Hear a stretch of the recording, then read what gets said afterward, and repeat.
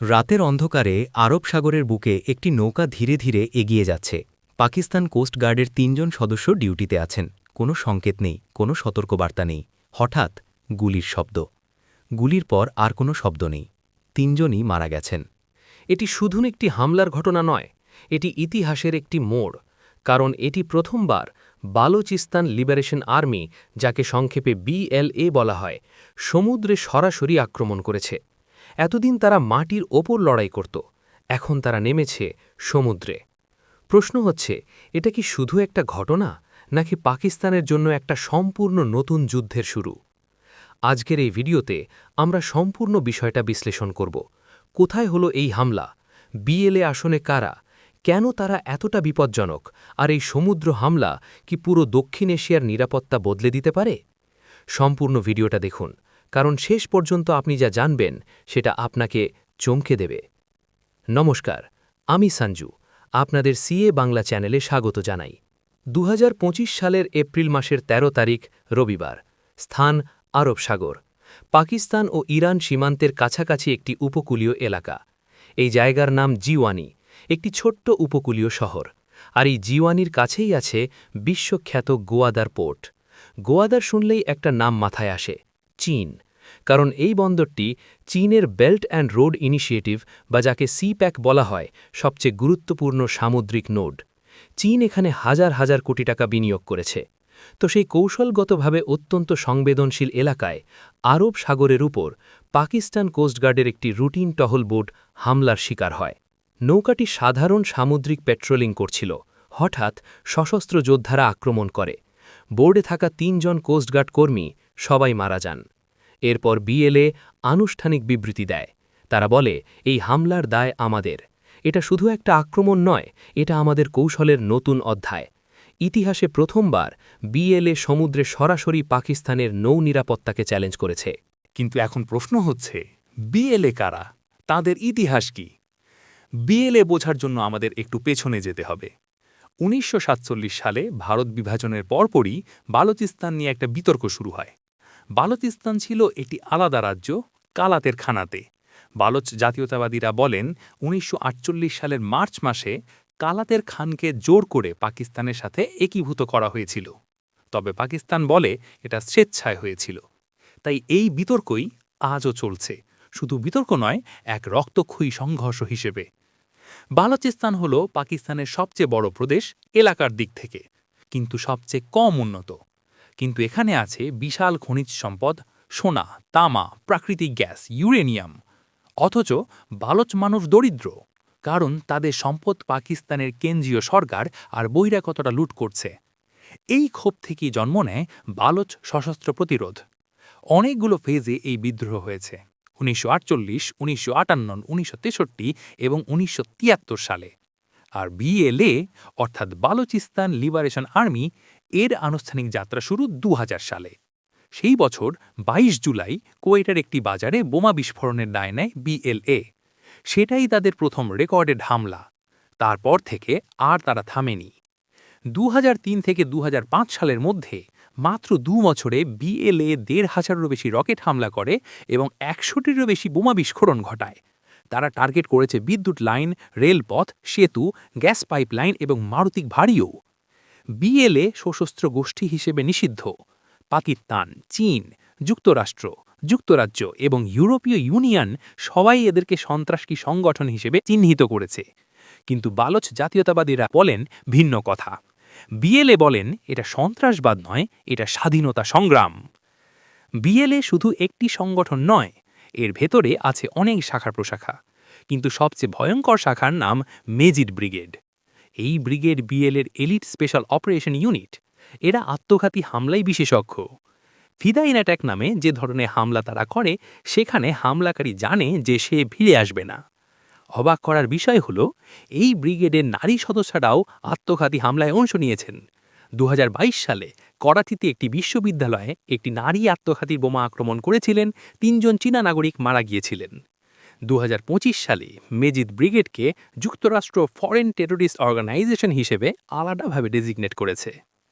BLA-র কিছু বড় হামলার কথা বলি। 2018 সালে তারা করাচিতে চীনা কনসুলেটে হামলা করে, যেখানে 4 জন মারা যান। 2019 সালে গোয়াদারের পাল কন্টিনেন্টাল হোটেলে হামলা করে। লক্ষ্য ছিল চীনা কর্মীরাই। 2024 সালের আগস্টে বালুচিস্তান জুড়ে একযোগে হামলায় 74 জন মারা যান, যাদের মধ্যে 14 জন সামরিক সদস্য। আর 2025 সালের মার্চে জাফর এক্সপ্রেস ট্রেন হাইজ্যাক, কয়েকশো যাত্রীকে জিম্মি করা হয়, 26 জনের বেশি নিহত হয়। পাকিস্তান এই ঘটনায় রীতিমতো কেঁপে ওঠে। আর এবার আরব সাগরে প্রথম সামুদ্রিক হামলা। বিএলএ কিন্তু কৌশলে অত্যন্ত দক্ষ। তারা শুধু সামরিক লক্ষ্যে নয়, সিপেক রিলেটেড ইনফ্রাস্ট্রাকচার ও চীনা নাগরিকদেরও টার্গেট করে পাকিস্তানকে আন্তর্জাতিকভাবে বিব্রত করতে এবং চীনের বিনিয়োগ ঝুঁকিপূর্ণ করে তুলতে। এখন আসি মূল প্রশ্নে, বিএলএ সমুদ্রে হামলা করল কেন?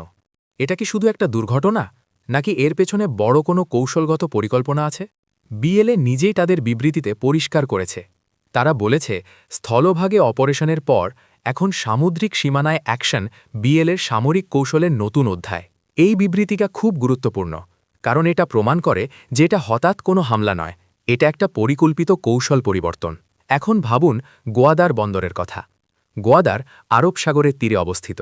চীন এখানে বিশাল বিনিয়োগ করেছে। গোয়াদার থেকে জিনজিয়াং পর্যন্ত রাস্তা, পাইপলাইন, রেল লাইন, এটাই সিপিইসি। এই করিডোর দিয়ে চীন আরব সাগরে সরাসরি প্রবেশাধিকার পাচ্ছে, মালাক্কা প্রণালী এড়িয়ে। এখন যদি বিএলএ সমুদ্রেও সক্রিয় হয়ে যায়, তাহলে গোয়াদার বন্দরের নিরাপত্তা নিয়ে প্রশ্ন উঠবে। চীনের জাহাজ, চীনের কর্মী, চীনের বিনিয়োগ সব ঝুঁকিতে পড়বে। পাকিস্তানের জন্য এটা দ্বিগুণ সংকট। একদিকে বালোচ বিদ্রোহীরা, অন্যদিকে চীনকে রক্ষার প্রতিশ্রুতি পালন করার চাপ। এছাড়াও ভাবুন, পাকিস্তানের 770 কিলোমিটার দীর্ঘ আরব সাগরের উপকূল রয়েছে। এই পুরো উপকূল নিরাপত্তার আওতায় রাখা কত কঠিন, সেটা এই একটি হামলাতেই প্রমাণ হয়ে গেছে। কোস্টগার্ডের একটি রুটিন টহল বোট অ্যাটাক হলো, আর পাকিস্তান সেটা ঠেকাতে পারল না। বিশেষজ্ঞরা বলছেন, বিএলএ এখন একটি সম্পূর্ণ নতুন যুদ্ধের মাত্রা খুলে দিল। এতদিন ছিল ভূখণ্ডের যুদ্ধ, এবার যুক্ত হল সমুদ্রের যুদ্ধ। এখানে আপনাদের মনে একটা প্রশ্ন আসতে পারে যে পাকিস্তানের জন্য এই হামলার মানে কি? পাকিস্তান এই মুহূর্তে চতুর্দিক থেকে চাপে আছে।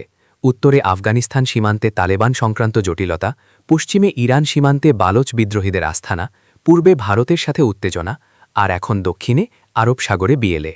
পাকিস্তান বিএলএ সম্পর্কে বলে আসছে যে এরা আফগানিস্তান থেকে পরিচালিত হয় এবং বিদেশি শক্তি, বিশেষত ভারত, এদের মদত দিচ্ছে। তবে ভারত এই অভিযোগ অস্বীকার করছে। কিন্তু পাকিস্তানের এই আখ্যানে নতুন মাত্রা যুক্ত হল এই সামুদ্রিক হামলায়। কারণ এখন পাকিস্তানকে শুধু স্থল সীমান্ত নয়, সামুদ্রিক সীমানাও নতুনভাবে ভাবতে হবে।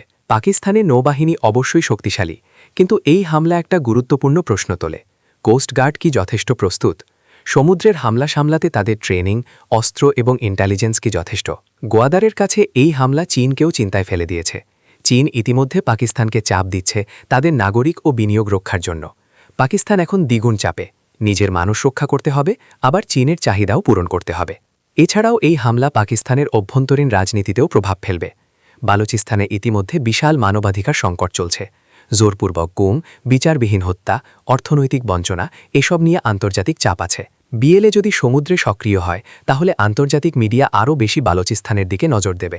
এটা পাকিস্তানের জন্য কূটনৈতিকভাবেও জটিলতা আরও বাড়াবে। এই হামলা শুধু পাকিস্তানে সীমাবদ্ধ নয়। প্রথমত চীনের সিপিইসি বিনিয়োগ গোয়াদারকে কেন্দ্র করে আবর্তিত। যদি আরব সাগরে নিরাপত্তা অনিশ্চিত হয়ে পড়ে, তাহলে চীনের শিপিং রুট, জ্বালানি সরবরাহ লাইন এবং বাণিজ্যিক স্বার্থ ঝুঁকিতে পড়বে। চীন নিশ্চয়ই এটা মেনে নেবে না। তারা পাকিস্তানকে আরও কঠোর সামরিক ব্যবস্থা নিতে বলবে। দ্বিতীয়ত ভারত এই পরিস্থিতি খুব মনোযোগ দিয়ে পর্যবেক্ষণ করছে। ভারতের প্রধানমন্ত্রী মোদি 2016 সালে স্বাধীনতা দিবসের ভাষণে বালুচিস্তানের নাম নিয়েছিলেন, যা পাকিস্তানকে ক্ষুব্ধ করেছিল। ভারত বলে আসছে, বালোচ জনগণের সাথে আমাদের সহানুভূতি আছে। এদিকে পাকিস্তান অভিযোগ করে ভারত বিএলএকে মদত দিচ্ছে, যার ফলে এই উত্তেজনা দুই দেশের সম্পর্ককে আরও জটিল করবে। তৃতীয়ত ইরান। বিএলএর অনেক ঘাঁটি ইরানের সীমান্তবর্তী এলাকায়। পাকিস্তান 2024 সালে ইরানের ভেতরে বিএলএর ঘাঁটিতে বিমান হামলা করেছিল, যা ইরান পাকিস্তান সম্পর্কে তীব্র উত্তেজনা তৈরি করেছিল। এখন সমুদ্রে হামলা হওয়ার পর পাকিস্তান আবারও চাপে পড়বে ইরান সীমান্তের ব্যাপারে। চতুর্থত যুক্তরাষ্ট্র বিএলএকে স্বতন্ত্রতান্ত্রিক সংগঠন মনে করে, কিন্তু একই সাথে তারা পাকিস্তানে মানবাধিকার লঙ্ঘন নিয়েও উদ্বিগ্ন। আরব সাগরে বিএলএর উত্থান মার্কিন নীতি নির্ধারকদের জন্য নতুন মাথা ব্যথার কারণ হবে। পঞ্চমত, আন্তর্জাতিক শিপিং। আরব সাগর বিশ্বের অন্যতম গুরুত্বপূর্ণ শিপিং লেন। এখানে নিরাপত্তা বিঘ্নিত হলে আন্তর্জাতিক বাণিজ্যিক প্রভাব পড়বে। বিমা কোম্পানিগুলো এই রুটের জাহাজে প্রিমিয়াম বাড়াবে। ব্যবসায়ীরা সতর্ক হবেন। সহজ কথায় এই একটি হামলার প্রভাব গোটা অঞ্চলে ছড়িয়ে পড়তে পারে। এখন সবচেয়ে বড় প্রশ্ন এরপর কি? বিএলএ কি আরও সামুদ্রিক হামলা করবে? সম্ভাবনা অনেক বেশি, কারণ এই হামলায় তারা প্রমাণ করেছে সমুদ্রেও তারা অপারেট করতে পারে। এটা তাদের জন্য একটা বড় মনস্তাত্ত্বিক বিজয়। তবে পাকিস্তান কি কঠোর ব্যবস্থা নেবে? হ্যাঁ, অবশ্যই। সামরিক অভিযান বাড়বে, কিন্তু ইতিহাস বলে শুধু সামরিক শক্তি দিয়ে বিদ্রোহ দমন করা যায় না। বালুচ মানুষের মূল অভিযোগ অর্থনৈতিক বঞ্চনা, রাজনৈতিক প্রতিনিধিত্বের অভাব, সেগুলো না সমাধান করলে সংঘাত চলতেই থাকবে। চীনের গোয়াদারের নিরাপত্তা চীনের কাছে অত্যন্ত গুরুত্বপূর্ণ। চীন হয়তো পাকিস্তানকে আরও আধুনিক নৌনিরাপত্তা সরঞ্জাম ও প্রশিক্ষণ দেবে। কিন্তু এখন প্রশ্ন হচ্ছে, বালুচ সংকট কি সমাধানের পথে? দুর্ভাগ্যজনকভাবে এখনও না। দশকের পর দশক ধরে এই সংঘাত চলছে। আলোচনার চেষ্টা বারবার ব্যর্থ হয়েছে। বিশ্বাসের ঘাটতি এতটাই গভীর যে সহজ সমাধান দেখা যাচ্ছে না। তবে এটুকু নিশ্চিত, 2025 সালে বালুচিস্তান সংকট একটি নতুন মাত্রা পেয়েছে। ট্রেন হাইজ্যাক থেকে সমুদ্র হামলা, বিএলএ প্রমাণ করছে তারা তাদের সক্ষমতা ক্রমাগত বাড়াচ্ছে। বন্ধুরা, একটা কথা মনে রাখবেন, এই সংঘাতের কোনো ভালো মন্দ নেই। এখানে আছে দশকের পর দশকের রাজনৈতিক জটিলতা, অর্থনৈতিক বৈষম্য এবং পরিচয় সংকট। এই ভিডিওটা যদি আপনার কাজে লেগে থাকে তাহলে অবশ্যই লাইক করুন। আপনার মতামত কমেন্টে জানান। আপনি কি মনে করেন পাকিস্তান এই সংকট সামলাতে পারবে? পরের ভিডিওতে আবার দেখা হবে। ততক্ষণ ভালো থাকুন। ধন্যবাদ। জয় হিন্দ। বন্দে মাতরম।